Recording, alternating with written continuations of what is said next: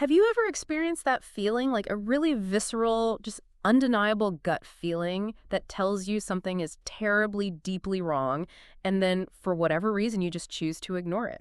Oh, absolutely.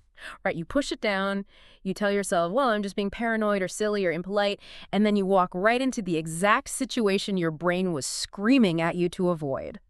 It is, it's a profoundly human flaw, really. Yeah. We are constantly overriding our own internal alarm systems, Hmm. our deepest evolutionary survival instincts. And we do it just to keep the peace and avoid making a scene. Yeah, just to avoid being awkward. So today on the deep dive, we're looking at a terrifying firsthand account that's been circulating online. It's called The Midnight Guest in the Red Ribbon Box. And our mission today is to pull apart the psychology of exactly why the narrator made the mistakes they did. Which were numerous, by the way. Oh, so many. We're going to analyze the frankly bizarre timeline of events, decode the psychological missteps made right at the front door, and investigate the physically impossible evidence that was left behind. Okay, let's unpack this. I am so thrilled we are digging into this specific source today because, whether you view this as a literal paranormal event or just a really high-stakes psychological thriller, this account is a masterclass in how human empathy can be weaponized, Weaponized empathy, that's a great way to put it. right? It takes your best traits like your kindness, your willingness to help, and it turns them into a dangerous vulnerability. It forces you to look at your own behavior and ask the really uncomfortable question, would I have done the exact same thing? Honestly, I think most of us probably would have, which is, well, it's the scariest part. So let's look at the architecture of how this trap was set. Let's move straight from that concept of ignoring your gut instincts to the exact moment the narrator's boundaries were actually The tested. setup is crucial here. It really is. So it's exactly 12:00 a.m. It's raining heavily outside. The narrator is getting ready for sleep, and suddenly they hear this soft, rhythmic sound at the front door. Just knock, knock, knock. Notice the specific quality of that sound, too. Like, Mhm. it is never a frantic pounding in these types of situations. Right, because if someone is banging on my door at midnight, I'm freaking out. Exactly. A loud, aggressive banging at midnight triggers an immediate panic. Yep. It's a defensive response. You lock the deadbolt, you call the police. But a soft, rhythmic knock is entirely different. It is perfectly designed to spark curiosity. It kind of disarms you. It absolutely disarms the immediate threat response. You're thinking, who could that be? Rather than, I need to protect myself. So the narrator goes to the door, right? They look through the peephole and they see a middle-aged man standing there in a wet, dark trench coat. And the source specifically notes that the man looked polite and completely harmless. Harmless, that's the key word. Right. So the narrator opens the door, cold wind rushes inside. And the man smiles warmly and says, "Hey there, sorry for the late hour. I'm John, an old friend of your dad from Ohio. My car broke down a mile away and I remembered your dad lived around here. My phone is dead too." Every single word in that introduction is a calculated data point. Yes. When I read this, my mind immediately went to corporate cybersecurity, weirdly enough. Oh, like a phishing scam. Exactly. This stranger didn't use a crowbar, he didn't try to kick the door in, he used a modern social engineering hack. It's essentially real-world spear phishing. That is a perfect analogy. Right, because scammers do this all the time. They send you an email that casually uses your boss's name or references a recent project just to bypass your skepticism. Here, the stranger used just enough familiar data points. He had the dad's name, he had the Ohio connection, And he combined it with extreme environmental pressure. the pouring rain. Yes, that combination completely bypassed the house's physical security system. The locked door didn't fail, the human operating the door was hacked. What's fascinating here is why this works on a neurological level. Because we are looking at a direct conflict between two incredibly powerful forces inside the narrator's brain. Okay, break that down for us. Well, on one side, you have the primal survival instinct, right? The thing that has kept our species alive for millennia. And it is screaming, do not open the door to a stranger at midnight. Right, stranger danger is real. Very real. But on the other side, you have societal conditioning. From the time we can walk, we're conditioned to be polite, to be accommodating, and obviously to help a friend in need, especially if that person is suffering in the freezing rain. Because you don't want to be the rude, paranoid person who slams the door in the face of your dad's old buddy. Like, the guilt of that social violation almost feels worse in the moment than the fear of the unknown. It does. And predatory entities, whether they are human con artists or, something else entirely, they understand this dynamic perfectly. Politeness is often the ultimate Trojan horse. Oh, wow. The stranger is using the implicit social contract against the victim. Think about the actual mechanics of the interaction at that door. If you close the door on a polite man asking for help, you become the aggressor. Right, you're the bad guy now. Exactly. You are the one violating the social norms. The narrator didn't let him in because they felt safe. I mean, they let him in because the societal pressure of being perceived as cruel momentarily outweighed the primal fear of the stranger. And it's some manufactured urgency, too. The rain acts as this ticking clock, forcing the narrator to make a split-second decision without actually thinking it through. And because they succumb to that politeness, they make the next critical error, Leaving him alone. leaving him unsupervised. So they tell John to sit on the living room couch while they go fetch a dry towel, and John politely asks, "Could I just get a glass of water, please?" So the narrator walks into the kitchen, and this simple physical movement, just stepping away from the door, completely breaks the immediate social spell.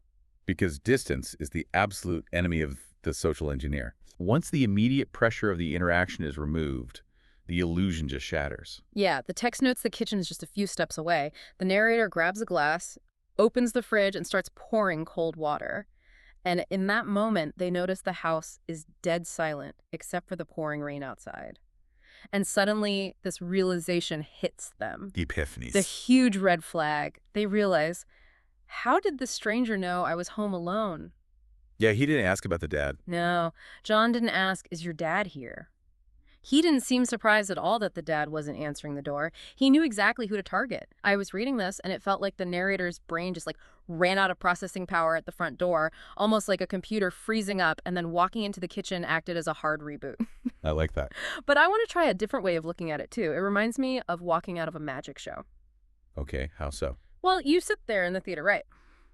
The magician pulls the rabbit out of the hat, and you're mesmerizing. You buy the illusion completely. But then, 10 minutes later, you're walking to your car in this quiet parking lot. The lights are off, the music is gone, and you suddenly stop and think, oh, there was a false bottom in the table.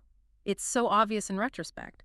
So I have to ask, why does the human brain require that physical separation, just walking a few feet away, to finally process such a glaring red flag? Your intuition about running out of processing power is actually spot on, and it points to a psychological concept called cognitive load. Cognitive load, okay. Right, so instead of a computer, imagine you are carrying a massive, towering stack of fragile dishes. Like a waiter at a restaurant. Exactly. You are balancing them carefully. It takes all your focus. Then someone throws a baseball at you. Oh, geez. You physically cannot catch the ball without dropping all the plates and shattering them. When the narrator was standing at the front door, their brain was holding that towering stack of dishes. They were managing sudden, high-intensity stimuli all at once. The unexpected midnight knock, the visual of the stranger, the sound of the pouring rain, the physical sensation of the cold wind, and on top of all that, the complex moral calculus of whether to trust this weird story about Ohio. Right, they are completely overloaded. There's literally no room to catch the new piece of information, which is the fact that John somehow knows they are completely alone. Yes. There is zero bandwidth left for critical analysis. They're just trying to keep the plates from falling. Yeah. But the moment the narrator steps into the kitchen, the environment shifts. It gets quiet. The auditory landscape changes entirely, from the loud wind at the door to just the quiet hum of the refrigerator. The immediate heavy social pressure of John staring at them is gone.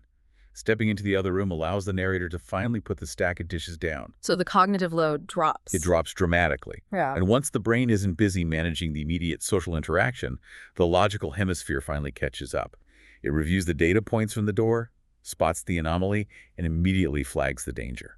And that terrifying realization propels the narrator straight back into the living room, which leads us directly into a collision with a physical impossibility. This is where things get really weird. Extremely weird. The transition here from a psychological thriller to something else entirely is jarring. So the narrator's heart is racing. They grab the glass of water, rush back out, and call out, "John, hey, John!" And he's gone. There is no answer. The couch is completely empty. So the narrator runs to the front door, pulls the handle, and finds that it is tightly locked from the inside. Which shouldn't be possible. The text is so explicit about this detail. John couldn't have just opened the door, walked out, and locked it behind him from the interior. It is an impossible exit. It is a classic locked room mystery setup, but instead of reading about it in a detective novel, it is unfolding in real time for the poor victim. Right. But I have to challenge the premise here for a second, though. Okay, go for it. You're calling this a locked room mystery or a physical impossibility, but isn't it significantly more likely the narrator's exhaustion just caused a localized hallucination? A hallucination. Yeah. I mean, I struggle to leap straight to the laws of physics are breaking down in this living room when sleep deprivation, hypnagogia, or even an isolated stress-induced psychotic break are right there as highly plausible explanations. A hallucination perfectly and neatly explains why the door is still locked from the inside, doesn't it? I mean, that is a completely rational pushback. And honestly, as humans, we desperately want to find a psychological or scientific explanation like that. Because it's safer. Much safer. A total breakdown of physical reality is simply too much for the mind to handle. We would rather admit our own brains are malfunctioning than admit the universe doesn't work the way we thought it did. But this raises an important question about the nature of the evidence in the room, specifically when we look at the couch. Oh, right, the couch. So the narrator looks back down at the couch where John was sitting just 2 minutes ago, and the cushion is completely bone dry. Not a single drop. There is no water. There is no dampness from the wet trench coat. Just nothing. Now, if we entertain the hallucination theory, it neatly resolves the dry couch, right? The man was never there, so there was no water. However, if it was purely a hallucination, how do we account for the physical sensation of the cold wind rushing into the house when the door was opened? Right, they felt the wind. The narrator interacted with the physical environment. And more importantly, in any standard true crime or home invasion scenario, investigators look for evidence of presence. Like muddy footprints. Muddy footprints, a wet spot on the fabric, maybe an overturned chair. But in this account, the absence of evidence is actually the most terrifying evidence of all. Because if the man was physically standing in the pouring rain, the couch has to be wet. It has to be. The dry cushion is an anomaly that logic just cannot resolve. It proves that whatever was sitting there wasn't bound by the physical reality of the rainstorm outside. It completely shifts the entire encounter away from a dangerous home invasion. If he was physically there in a wet coat, physics demands a wet couch. It isn't wet. Therefore, the entity sitting on the couch was not a physical man in a wet coat, despite what the narrator's eyes, ears, and sense of touch reported.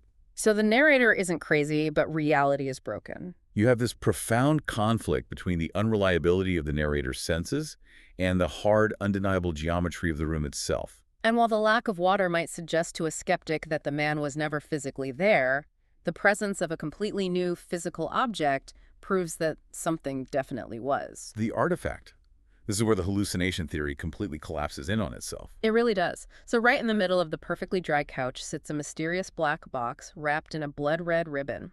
The narrator picks up a small note attached to the ribbon with trembling hands, and it reads, simply, "Do not open until 12:00 a.m. tomorrow, or else." Horrifying. Immediately after reading this, the narrator experiences a loud ringing in their ears, their vision swims, and everything just goes black. They pass out. And that reaction is a massive sensory overload. It is highly likely a trauma response from the brain shutting down due to the sheer impossibility of the object they're holding. The mind simply cannot process the paradox of it. Yeah, it just blue screens. So the narrator wakes up on the floor the next morning, and the very first thing they do is call their dad to ask about this John from Ohio. Naturally. The dad goes completely silent on the phone. Then, with a shaking voice, he reveals the truth. John was his best friend, but he died in a horrific car crash 5 years ago. Wow. Yeah. And here's where it gets really interesting to me. The horror of this physical artifact, this black box with a red ribbon, is incredibly grounding. It anchors the nightmare into the waking world.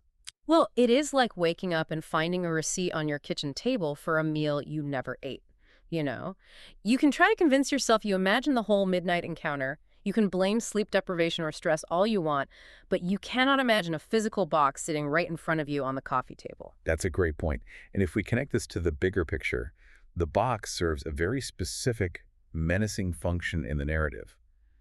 Think about the deadline written on the note. Do not open until 12 a.m. tomorrow. Right. Midnight is traditionally recognized as the liminal hour. It is the threshold between days. In almost every folklore tradition globally, midnight represents the thinning of the veil. The threshold between the world of the living and the world of the dead. Exactly. The witching hour. The time when the rules of our reality are suspended. And this box acts as a physical anchor across that threshold, doesn't it? It does. It bridges the mundane, everyday world, Mm. which is represented by the harsh morning sunlight and the very normal phone call with the dad, and the supernatural reality of a deceased visitor. The entity, John, couldn't leave a wet stain on the couch because he is not of the physical world, Right. but he was able to leave an artifact bound by a rule. He essentially infected the narrator's safe, physical space with an object from wherever he came from, imposing his own set of laws onto the victim's reality. That is so creepy. And that brings us right back to the narrator's present, terrifying dilemma, because at the end of the source text, the narrator turns directly to the audience. It is almost midnight again. The clock is ticking. The black box is sitting on the kitchen table, and the narrator asks the readers, what should I do? Should I open it? Comment part 2 if you want to see what's inside. A cliffhanger. Putting aside the sheer anxiety of that cliffhanger for a moment, it really makes you wonder what you would do in this situation. It's also a uniquely modern response to horror, isn't it? Crowdsourcing your survival advice on the internet when the laws of physics have failed you. It really is. It is deeply indicative of our current culture. When faced with an ancient primal terror like a ghost at the door, a cursed object, an impossible scenario, the 21st century instinct is to ask the digital collective for permission on how to proceed. It's like we need consensus. We look for a consensus to diffuse the terrifying, isolating responsibility of making the choice alone. If the internet says open it and it goes badly, well, it wasn't just my fault. So what does this all mean? We have a locked door that wasn't breached, a dry couch that should be soaking wet, a dead man who knew exactly what social levers to pull, and a black box that demands to be opened at midnight. It leaves us with a profound and lingering dilemma that really subverts our expectations of how these scenarios work. What do you mean? Well, we naturally assume that the danger lies in the action, right? What? That the act of opening the box will release whatever horrific thing is inside. Like Pandora's box. Yeah. Or Pandora's jar. Exactly. We think we have a choice in the matter. But consider the alternative. If an impossible entity, a man who died 5 years ago, can successfully hack your empathy, physically manifest in your home, and leave a tangible object bound by a strict set of rules, Oh, no. does opening it even matter?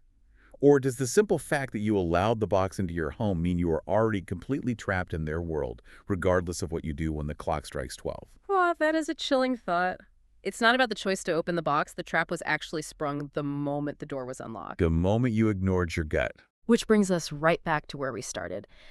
That visceral, undeniable gut feeling at 12 a.m., screaming at the narrator not to open the front door in the first place. So to everyone listening, the next time you feel that alarm going off in your own head, when every societal rule is telling you to be polite, but your instincts are begging you to walk away, remember the dry couch. Absolutely. Listen to the silence in the room, and don't open the door.